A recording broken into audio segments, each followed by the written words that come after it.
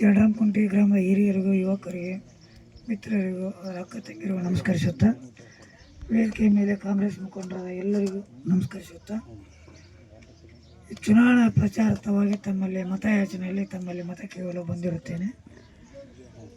ಈ 5 ವರ್ಷದಲ್ಲಿ ನಮ್ಮ ತಂದೆಗೆ ನೀವು ಮತ ಕೊಟ್ಟು 2023 ಹೆಚ್ಚಿನ ಮತ ಕೊಟ್ಟಿದ್ದೀರಿ. ಜಡರಾಮಕುಂಟೆ ಅಂದರೆ ನಮ್ಮ ಅಪ್ಪಗೆ ಅತ್ಯಂತ ಪ್ರೀತಿ.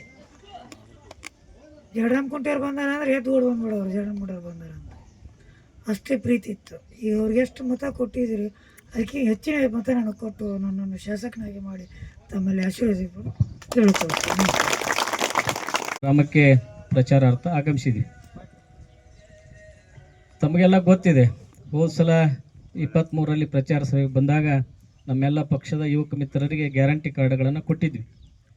ಆ ಗ್ಯಾರಂಟಿ ಕಾರ್ಡ್ಗಳಲ್ಲಿ 5 ಯೋಜನೆಗಳನ್ನು ಕಾಂಗ್ರೆಸ್ ಸರ್ಕಾರ 23ರಲ್ಲಿ ನೀವೆಲ್ಲರೂ ಆಶೀರ್ವಾದ ಮಾಡಿ ಅಧಿಕಾರಕ್ಕೆ ಬಂದರೆ ನಾವೆಲ್ಲ ಈ ಯೋಜನೆಗಳನ್ನು ನಿಮ್ಮ ಮನೆಗೆ ತಲುಪಿಸ್ತೀವಿ ಅಂತ ಹೇಳಿ ಭರವಸೆ ಕೊಟ್ಟಿದ್ವಿ. ಆ ಕಾರ್ಡ್ಗಳನ್ನು ಸಿದ್ದರಾಮಯ್ಯ ಸಾಹೇಬರು, ಡಿ ಕೆ ಶಿವಕುಮಾರ್ ಅವರು ಸಹಿ ಮಾಡಿ ನಮ್ಮ ಕೈಯಾಗೆ ಕೊಟ್ಟಿದ್ವಿ. ನಾವು ತಂದು ನಮ್ಮ ಯುವಕ ಮಿತ್ರರ ಕೈಯಾಗ, ನಮ್ಮ ಪಕ್ಷದ ಮುಖಂಡರ ಕೈಯಾಗೆ ಕೊಟ್ಟಿದ್ವಿ. ನೀವು ಪ್ರತಿ ಮನೆಗೆ ಅವರೆಲ್ಲರ ಫೋನ್ ನಂಬರ್ ಸಮೇತ ತಗೊಂಡು ಆ ಮನೆಗೆ ತಲುಪಿಸಿದ್ರಿ. ಅದರಂತೆಯೇ ನಿಮ್ಮ ಆಶೀರ್ವಾದದಿಂದ ಕಾಂಗ್ರೆಸ್ ಸರ್ಕಾರ ರಾಜ್ಯದಲ್ಲಿ ಬಂತು. ಮುಖ್ಯಮಂತ್ರಿಗಳಾಗಿ ಸಿದ್ದರಾಮಯ್ಯನವರಾದರು, ಈ ಭಾಗದಲ್ಲಿ ಶಾಸಕರಾಗಿ ಮೇಟಿ ಸಾಹೇಬರಾದರು.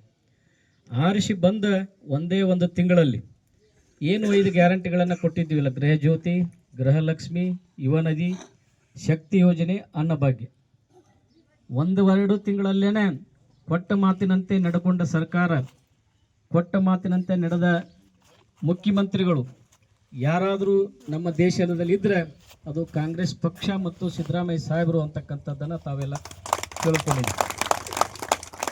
ಕೊಟ್ಟ ಮಾತಿನಂತೆ ನಡೀತಕ್ಕಂಥ ಪಕ್ಷ ಕಾಂಗ್ರೆಸ್ ಪಕ್ಷ ಅಂತಕ್ಕಂಥದ್ದನ್ನು ನೀವು ಕಂಡುಕೊಂಡಿದ್ದೀವಿ. ಅದರಂತೆ ಮೇಟಿ ಸಾಹೇಬರು ಈ ಭಾಗದಲ್ಲಿ ಶಾಸಕರಾಗಿ ಬಂದ ಮೇಲೆ ತಾವೇನು ಗ್ರಾಮದ ಹಿರಿಯರು, ಯುವಕ ಮುಖಂಡರುಗಳು ಏನು ಕೆಲಸ ಹೇಳಿದ್ರಿ, ಏನು ನೀವು ಗ್ರಾಮಕ್ಕೆ ಇಂಥವು ನಮಗೆ ಬೇಕು ಅಂತಕ್ಕಂಥದ್ದನ್ನು ಕೇಳಿದ್ರಿ, ಆ ಎಲ್ಲ ಕೆಲಸಗಳನ್ನು 100ಕ್ಕೆ 100ರಷ್ಟು ಮೇಟಿ ಸಾಹೇಬರು ತಮಗೆ ಮಾಡಿಕೊಟ್ಟಿದ್ದಾರೆ. ಯಾಕಂದರೆ ಜಡರಾಮಕುಂಟೆ ಮೇಲೆ ಅವರಿಗೆ ಭಾಳಷ್ಟು ವಿಶೇಷ ಅಭಿಮಾನ ಇತ್ತು. ನೀವು ಸಹ ಅಷ್ಟೇ ಅಭಿಮಾನದಿಂದ ಅವರಿಗೆ ಆಶೀರ್ವಾದ ಮಾಡ್ಕೊಂಡು ಬಂದಿದ್ರಿ. ಅದಕ್ಕೆ ಅವ್ರ ಪ್ರೀತಿನೂ, ಅವ್ರ ಆಶೀರ್ವಾದನೂ, ಅವ್ರ ಕೆಲಸಗಳು ಸಹ ಗ್ರಾಮಕ್ಕೆ ಸಾಕಷ್ಟು ಮೇಟಿ ಸಾಹೇಬರು ಸಹ ಮಾಡಿದ್ದಾರೆ.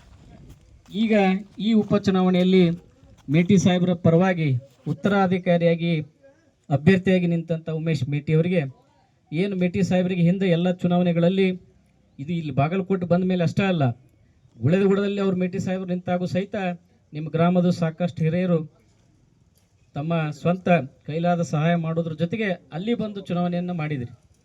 ಈಗ ಸಂದರ್ಭ ಮೇಟಿ ಸಾಹೇಬರಿಗೆ ಹೆಂಗೆ ಆಶೀರ್ವಾದ ಮಾಡಿದಿರಿ, ಅವರ ಸುಪುತ್ರನಾಗಿರ್ತಕ್ಕಂಥ ಉಮೇಶ್ ಮೇಟಿ ಅವರಿಗೆ ಆಶೀರ್ವಾದ ಮಾಡಿ ಅವನನ್ನು ಈ ಭಾಗದ ಶಾಸಕನಾಗಿ ಮಾಡಿ ನಮ್ಮ ನಾಯಕನಾಗಿ ನಮ್ಮ ಕೆಲಸಗಳನ್ನು ಮಾಡಿಕೊಳ್ಳಿಕ್ಕೆ ಸಂದರ್ಭ ಈಗ ಬಂದಿದೆ. ಅದಕ್ಕೆ ಹಿಂದೆ ಚುನಾವಣೆಗಳನ್ನು ಹೇಗೆ ಎದುರಿಸಿದಿರಿ, ಇವತ್ತಿಗೂ ಸಹಿತ ಎಲ್ಲ ಯುವಕರು ಹಿರಿಯರು ಸೇರಿಕೊಂಡು ಹೆಚ್ಚು ಮತಗಳನ್ನು ಜಡರಾಮಕುಂಟೆಯಿಂದ ಕೊಡಬೇಕು. ಯಾಕಂದರೆ ಹೋದ ಚುನಾವಣೆ ತಮಗೆಲ್ಲ ಗೊತ್ತಿದೆ, ಮಲ್ಲಿಕಾರ್ಜುನ್ ಚರಂತಿಮಠ ಅವರು ನಿಂತು 11,000 ವೋಟ್ ತೊಗೊಂಡಿದ್ರು. ಅವ್ರು ಯಾರು ವೋಟ್ ತೊಗೊಂಡ್ರು ಅನ್ನೋದು ನಿಮ್ಗೆ ಗೊತ್ತೈತಿ.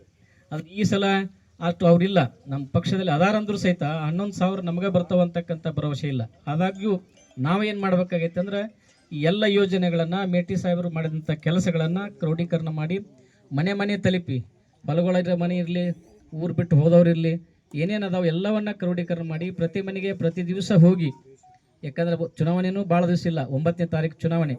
ಅದಕ್ಕೆ ಎಲ್ಲರೂ ಅತಿ ಹೆಚ್ಚು ತಮ್ಮ ಸ್ವಲ್ಪ ಕೆಲಸಗಳನ್ನು ಬದಿಗಿಟ್ಟು, ಇದು ಉಮೇಶ್ ಮೇಟಿಯವರ ಚುನಾವಣೆ ಅಲ್ಲ, ನಾನೇ ಸ್ಪರ್ಧೆ ಮಾಡಿದ್ದೀನಿ ಅಂತಕ್ಕಂಥ ಪ್ರತಿಯೊಬ್ಬ ಜಡರಾಮಕುಂಟೆ ನಾಯಕರು, ಯುವಕರು, ಹಿರಿಯರು ತಿಳಿದುಕೊಂಡು ಉಮೇಶ್ ಮೇಟಿ ನಿಂತಿಲ್ಲ, ನಾನಾ ನಿಂತೀನಿ ಅಂತಕ್ಕಂಥ ಒಂದು ಹುಮ್ಮಸ್ಸಿನಿಂದ ಕೆಲಸ ಮಾಡಿದಾಗ ಮಾತ್ರ ಉಮೇಶ್ ಮೇಟಿ ಅವರ ಗೆಲುವನ್ನು ಹೊಂದಲಿಕ್ಕೆ ಸಾಧ್ಯ ಆಗುತ್ತೆ. ಹಿಂದೆ ಅಂತಕ್ಕಂಥದ್ದನ್ನು ನೀವೆಲ್ಲ ಹೇಳ್ಕೊತಿದ್ರಿ, ನಾವು ಹೇಳ್ತಿದ್ವಿ, ಅಷ್ಟು ಮತಗಳನ್ನು, ಹೆಚ್ಚು ಮತಗಳನ್ನು ಕೊಡ್ತಿದ್ರಿ. ಈ ಚುನಾವಣೆಯಲ್ಲಿ ಸಹ ಅದಕ್ಕಿಂತ ಹೆಚ್ಚಿನ ಮತಗಳನ್ನು ಉಮೇಶ್ ಮೇಟಿ ಅವರು ಕೊಟ್ಟು ಆಶೀರ್ವಾದ ಮಾಡಿ ಅವರನ್ನ ಶಾಸಕರಾಗಿ ಆಯ್ಕೆ ಮಾಡ್ತೀರಿ ಅಂತಕ್ಕಂಥ ಮಾತನ್ನು ತಮ್ಮ ಮೇಲೆ ನಂಬಿಕೆ ಇಟ್ಟು ಹಿರಿಯರಿಗೆ ಹಾಗೂ ಯುವಕ